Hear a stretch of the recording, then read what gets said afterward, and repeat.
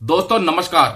केंद्रीय कर्मचारी और पेंशन भोगियों को अब मिल सकता है 18 महीने का डीए और डीआर का एरियर। जी हां दोस्तों, 18 मंथ्स डीए और डीआर का एरियर सेंट्रल गवर्नमेंट एम्प्लॉयज और पेंशनर को मिल सकता है। उसका मूल कारण क्या है, क्यों मिल सकता है, आखिरकार ये संकेत कहां से आ रहा है, इस पूरे मुद्दे पे आपको बताऊंगा। उससे पहले सैनिकों की बढ़ सकती है सैलरी, वो भी 1-2 हजार नहीं, 10,000 के आसपास या 10,000 रुपए तक। यह खबर क्यों आ रही है, पहले बात कर लेते हैं सैनिकों की और उसके बाद बात करेंगे 18 महीने के डीए और डीआर के एरियर की, यानी डियरनेस अलाउंस और डियरनेस रिलीफ के एरियर की, जो सरकार ने कोरोना काल के दौरान रोक रखा था।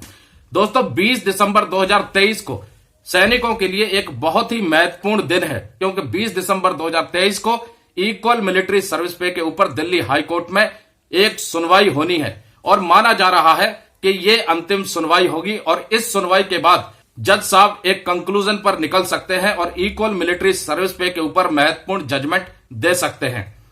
दोस्तों जिस प्रकार की अभी तक दलीलें और आर्ग्यूमेंट पेश किए गए हैं, उससे पूरी तरह अनुमान लगाया जा सकता है कि यह मामला इक्वल मिलिट्री सर्विस पे का जेसीओ और जवानों के पक्ष में जरूर जाएगा, क्योंकि जिस प्रकार से जोखिम को लेकर के बातें सामने रखी गई हैं और इनकी मिलिट्री नर्सिंग ऑफिसर से जो मिलिट्री सर्विस पे कम है उसके बारे में भी पूरी आर्गुमेंट रखी गई है। दुनिया भर की चर्चाएं हो रही हैं कि आखिरकार जेसीओ और ओआर जिनके ऊपर जोखिम सबसे ज्यादा होता है, हर विषम परिस्थिति में सबसे आगे होते हैं, हर ऑपरेशन को ये लीड करते हैं, फ्रंट लाइन से काम करते हैं और इनसे पीछे रहते हैं, यानी जो मिलिट्री नर्सिंग ऑफिसर्स होते हैं वो केवल मिलिट्री हॉस्पिटल्स में अपनी ड्यूटी परफॉर्म करते हैं। ऐसे में मिलिट्री नर्सिंग ऑफिसर्स को 10,000 के ऊपर मिलिट्री सर्विस पे क्यों और जेसीओ और जवानों को मिलिट्री सर्विस पे 5,200 ही क्यों, सबसे बड़ा सवाल खड़ा हो रहा है। और इन सारे तथ्यों को कोर्ट के सामने रखा भी गया था और माना जा रहा है कि 20 दिसंबर 2023 को महत्वपूर्ण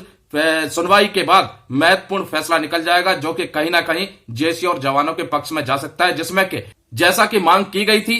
मिलिट्री सर्विस पे सबकी बराबर होनी चाहिए, यानी अधिकारी रैंक के बराबर होनी चाहिए 15,500। वर्तमान में जेसीओ और ओआर को 5,200 मिल रही है। अगर ऐसा फैसला आ जाता है कि अधिकारी के बराबर जेसीओ और जवानों को भी मिलिट्री सर्विस पे दी जानी चाहिए, तो फिर ये मान के चलिए 10,300 रुपए की सैलरी में सीधी तौर पर बढ़ोतरी होगी और साथ ही साथ पेंशन में भी बढ़ोतरी होगी।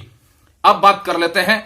18 महीने के डीए और डीआर के एरियर के भुगतान पर सरकार कहीं ना कहीं अब पुनर्विचार कर सकती है और आखिरकार ये क्यों कर सकती है, क्यों ये मुद्दा सामने आया है। सबसे पहले बात करेंगे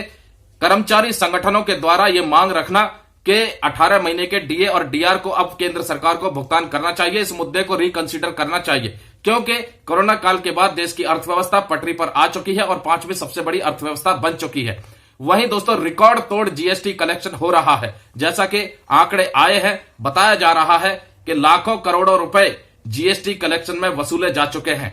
ऐसे में सरकार के पास पैसे की कोई कमी नहीं है और अब केंद्रीय कर्मचारी पेंशन भोगियों को उनका 18 महीने का डीए और डीआर का भुगतान भी किया जाना चाहिए। वहीं नोशनल इंक्रीमेंट के ऊपर भी लगातार अलग अलग खबरें आ रही हैं कि सरकार अभी दबाव में है, सीरियस कंसीडरेशन में है नोशनल इंक्रीमेंट के मुद्दे पर। सुप्रीम कोर्ट ने नोशनल इंक्रीमेंट के मुद्दे पर ऑलरेडी जजमेंट दे दिया है, दिल्ली हाईकोर्ट ने भी अपना वर्डिक्ट दे दिया है और दिल्ली हाईकोर्ट ने स्पष्ट तौर पर कहा था कि सरकार न केवल पिटिशनर बल्कि तमाम उन सभी लोगों के लिए निर्देश जारी करे जो इस सिमिलर सिचुएशन में सिचुएटेड है, यानी जो 30 जून और 31 दिसंबर को रिटायर हुए और जिनका एनुअल इंक्रीमेंट उनके रिटायरमेंट के ठीक एक दिन के बाद लगना था लेकिन उनको नहीं दिया गया। ऐसे में केंद्र सरकार अब कहीं ना कहीं लोकसभा चुनाव से पहले दो महत्वपूर्ण फैसले ले सकती है, एक 18 महीने के डीए और डीआर का भुगतान जो कि एरियर का बकाया है और दूसरा नोशनल इंक्रीमेंट के पेंशनरी बेनिफिट का तमाम उन पेंशनर्स को जो 30 जून और 31 दिसंबर को रिटायर हुए। तो दोस्तों महत्वपूर्ण खबरों में बस इतना ही। चैनल पे बने रहिएगा, चैनल को सब्सक्राइब नहीं किया है तो अभी सब्सक्राइब कर लीजिएगा